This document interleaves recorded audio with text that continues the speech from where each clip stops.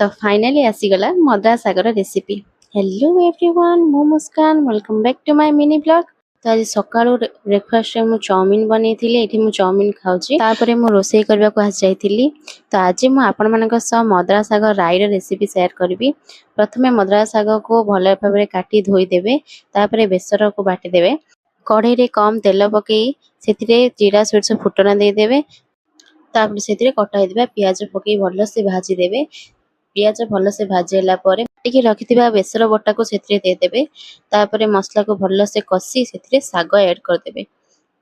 आपण माने तो जानचंदी सागरु पानी बाहरे, सेथिपय सेथिरे अधिक पानी न दे अल्प टिके पानी दे घोड़ी स्लो आंच रे बसई देबे। पानी भल भाबरे सुखी गला परे सेथिरे लूण स्वाद अनुसार लूण देबे, कारण अलणा लूणिया हेबार संभावना थाए।